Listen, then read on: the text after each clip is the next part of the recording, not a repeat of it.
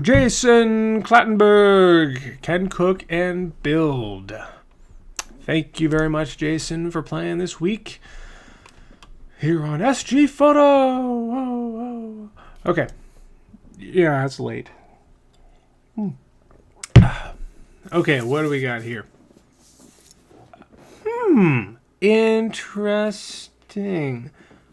The photo tells a story of many stories stacked on top of one another. I like what you were going for here, Jason, my boy. 50 mil, 1.8. What lens do you have? It's a 50 mil 1.8. There we go. Good.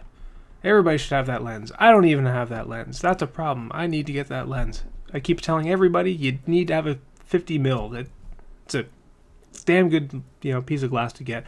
Everybody should have one. I don't. I'm not even going to try to explain myself here. Cool. I wonder what it would look like black and white. I say that a lot, but for me, this just looks there's enough contrast to the color here that you've isolated it by shooting at 1.8. Is it at 1.8 all the way open? I don't know. Yep, it's at 1.8. So you've shot all the way open, and so we can see that the eye goes right here. It's a little underexposed, by the way. Might just need a little bumping up. You'd have to bump up the ISO a bit more there, but that I think you could get away with that in this case. You've got this one tape here isolated. I think if you threw it through black and white, it'd be isolated even more. It would stand out a little bit more. But that's just my 2 cents. Oh, and actually, this other part that's kind of bothering me. These other ones here are just kind of cut off. So either I would have ditched that stack entirely. Actually, yeah, that's what I would have done.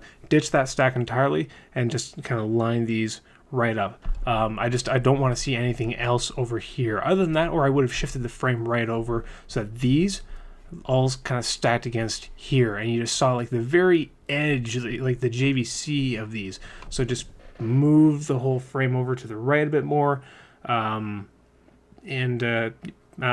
that's what I would have tried. I'm not sure if these things would make it better. That's just what I'm because I don't know what else is over here. I don't know what else is going on around your house, but that's just a suggestion. Santa taking a bath with fishies. Oh, man. Okay, cool. I'm wondering if it was intentional for you to do the color that way. Are you doing auto white balance? I wonder if it'll tell me. White balance. Now it's manual, so you chose it that way. Okay, so you intended it to come out in that color. That's totally fine. I would have gone a little cooler so that these fish would stand out more. Santa himself would stand out more. The red and the orange would stand out, but would hopefully take yellow out of the overall image. But that's what I would have done. And man, in taking photos of animals, fish have got to be like the number one most difficult animals to take pictures of, because God, you can't do anything to manipulate them at all.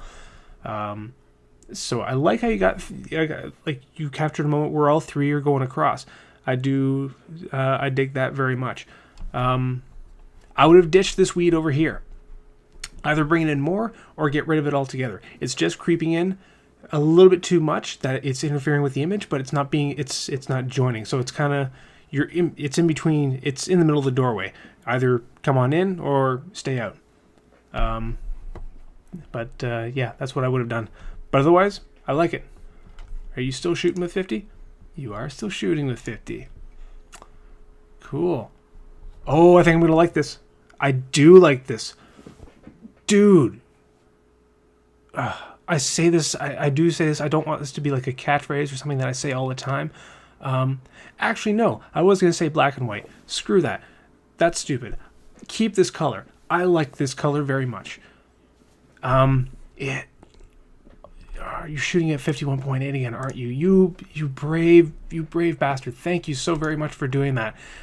It doesn't quite look in focus though. I can't really tell. It looks like this key here is in focus, which is great.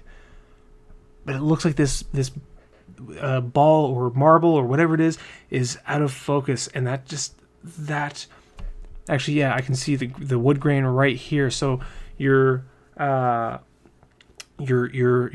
is a little bit too close to the camera, just a little bit. So I would have tried to take just a little bit more time to make sure you've got focus on that ball there, because that would have made this image really, really cool. I love the shot. I love the shot of the keys here. You've got foreground, background stuff. They're all out of focus. Everything's nice and isolated, but you've got enough information up here. The woodwork of the piano, nice blown up background. Dude, I dig it. I dig it. Just make sure you got that focus. Make sure you've got the focus. And what do we got here? Happy Valentine's Day, Mommy. Okay. Does this do much for me? Not too much, because I'm not sure the context that it's in. It doesn't seem to belong. It doesn't seem like there's much else, much else around here contributing to it. For instance, not saying this is what you did, but it kind of looks like this was a shot. Excuse me. It kind of looks like this was a shot with all the different bins and the plant in the background and whatnot, and you took the Happy Valentine's Day card and just kind of stuck it there to at least have a good place to prop it up to take a shot of it. There are some eye appealing parts of this image. The color, the Valentine's Day card sticks out. Yeah, but just not too much else going for me.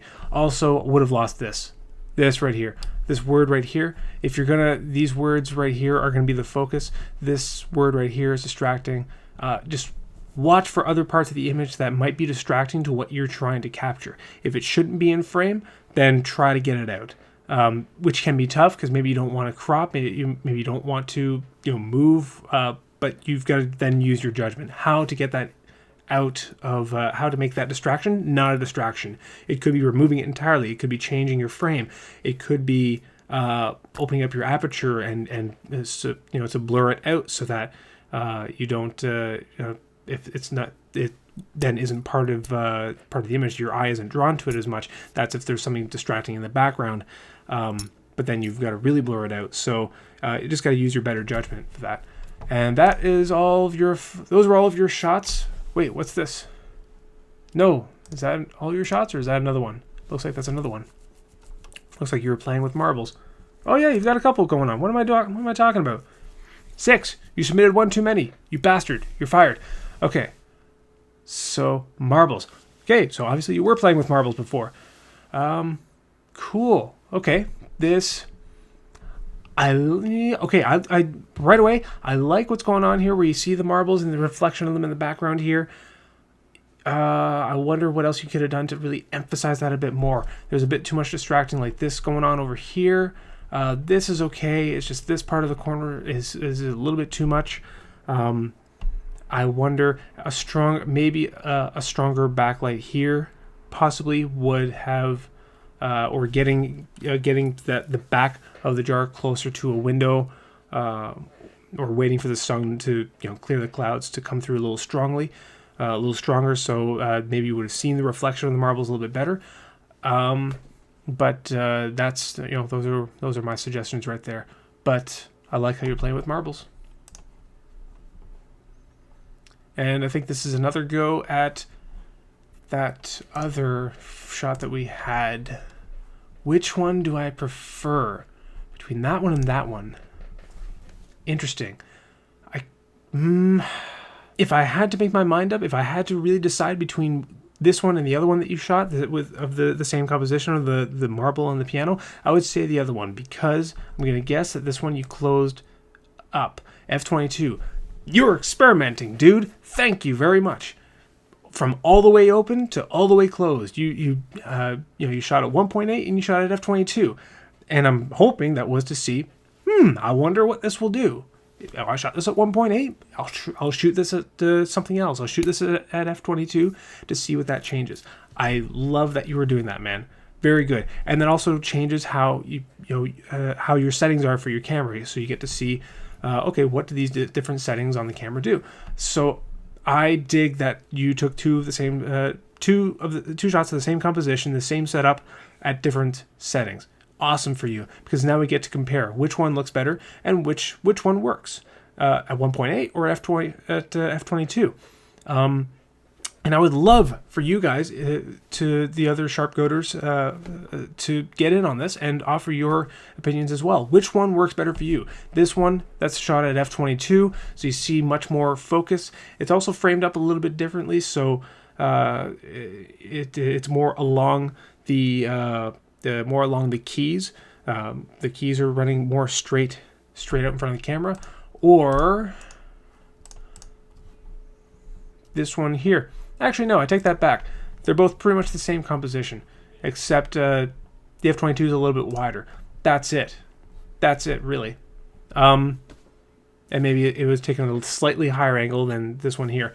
But there's the f/22. This is the f1.8. Which one do you guys prefer? And really think about it. A lot of people get in love with the shallow depth of field and just think that is fantastic. Shallow depth of field is great. So shooting, people are then afraid to shoot at anything higher, like f/17 or f/22, because for some reason people just think that you have a shallow depth of field that will make the image better. Not always the case. It always depends on what you're shooting. So me personally, I dig the f1.8 because you've got this row of keys right here. It's so that works perfectly for isolating your subject amongst all these different keys. And the marble place there is great. Good on you for setting that up. I love it. Love it, love it, love it. Thank you very much for doing that, man. I appreciate it. Thanks for submitting. I really look forward to seeing what you submit for week 3. Please do continue to play along. And, dude, cheers.